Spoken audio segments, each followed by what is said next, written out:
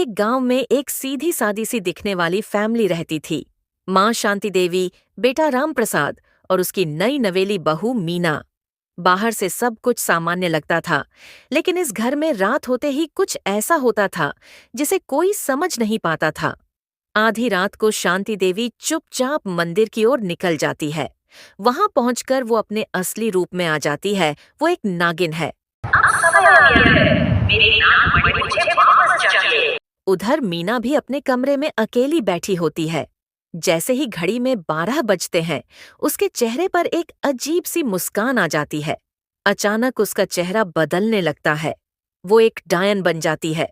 जब तक मैं जिंदा हूँ, कोई ना बड़े छू भी नहीं सकता। सास और बहू दोनों एक दूसरे की असलियत को पहचान चुकी थीं, लेकिन दोनों ही अपनी ताकत छिपाए हुए थीं। राम प्रसाद इन सब से अनजान था, लेकिन वो जल्द ही समझ जाता है कि कुछ तो गड़बड़ है। एक दिन दोनों आमने सामने आ जाती हैं। घर के आंगन में शुरू होती है एक खतरनाक लड़ाई। नागिन बनाम डायन। बिजलियां चमकने लगती हैं, हवाएं तेज चलने लगती हैं और घर की दीवारें हिलने लगती हैं। मैं तुझे खत्म कर दूंगी, चुड़ैल। मैं तेरी तरह जमीन पर नहीं गिरती, मैं उड़ती हूँ। तभी वहां आता है राम प्रसाद, लेकिन अब वो साधारण बेटा नहीं रहा। वो एक तांत्रिक के रूप में सामने आता है। माँ और पत्नी दोनों ने मुझे धोखा दिया। अब इस घर को बचाने के लिए मुझे तांत्रिक शक्ति का उपयोग करना होगा। राम प्रसाद अपनी तांत्रिक शक्तियों से सास नागिन और बहू डायन दोनों की शक्तियों को एक जादुई चक्र में कैद कर देता है। वो सोचता है अब सब ठीक हो गया है। लेकिन उसी रात जंगल में एक रहस्यमयी साधु आग जलाकर पूजा कर रहा होता है। वो अचानक आंखें खोलता है और कहता है, शक्ति को कैद किया गया है, लेकिन जब नागिन और डायन मिल जाएं, तब तांडव मचता है।